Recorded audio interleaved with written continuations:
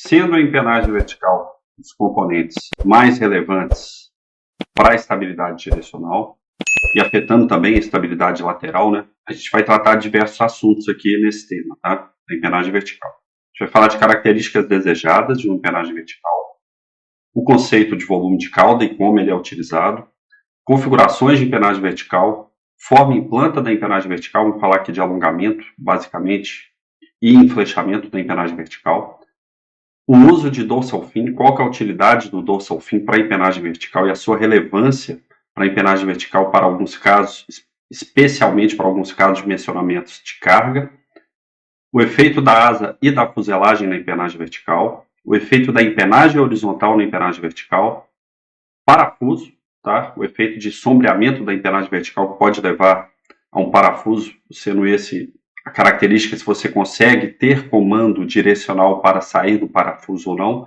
e o efeito transônico, o efeito Mach na empenagem vertical. Então vamos começar aqui com as características desejadas, tá? Então a principal função da empenagem vertical é prover a estabilidade direcional para a aeronave, tá? Então a gente já viu diversos componentes aí que são estabilizantes, tá? E a empenagem vertical vai estar ali para tornar a aeronave instável.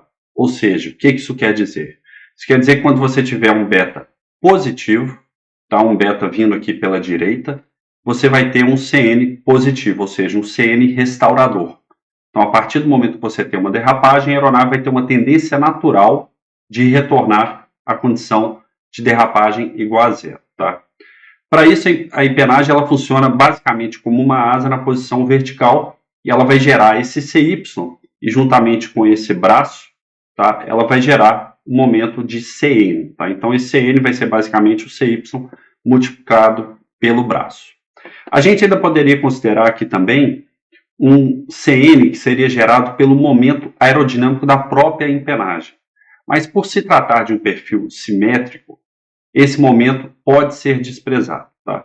Esse momento seria também para o mesmo sentido do CN restaurador, no sentido de estabilizar a aeronave direcionalmente, mas é uma componente pequena, então normalmente a gente vai desprezar esse momento, o próprio CN da empenagem. Vamos considerar que o CN da empenagem vai ser dado pelo CY vezes a distância dela até o ponto de referência ou o centro de gravidade. A gente fala ponto de referência aqui porque usualmente na aerodinâmica a gente trabalha com um quarto de corda da corda média aerodinâmica. Então normalmente eu teria algo aqui e aqui um quarto de corda da corda média aerodinâmica, tá? Na prática, para a dinâmica da mecânica de voo, a gente vai ter que translacionar esse momento para o centro de gravidade real da aeronave.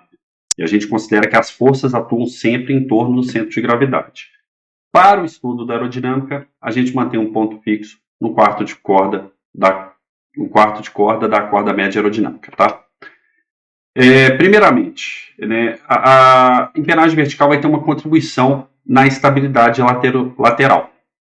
Essa contribuição ela vai ser positiva quando a força atuante, né, que vai ser dada pelo centro de pressão, que seria o local em que, considerando a empenagem vertical de maneira isolada, não há momento em torno disso, é onde a força atua, aquela posição, e em torno dessa posição do centro de pressão não há nenhum momento.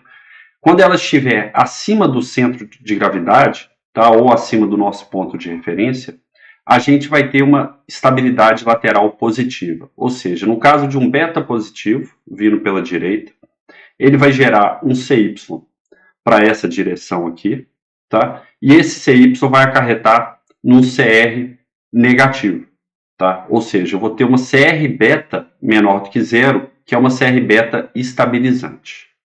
Dependendo do ângulo de ataque da minha aeronave, por exemplo, aqui com alto ângulo de ataque, esse centro de pressão da empenagem vertical ele pode estar abaixo do centro de gravidade. E com isso, estando abaixo, ela vai gerar um CR positivo para um beta positivo. Portanto, nesse caso, a gente teria uma CR beta maior do que zero, que seria uma contribuição de instabilidade na estabilidade lateral.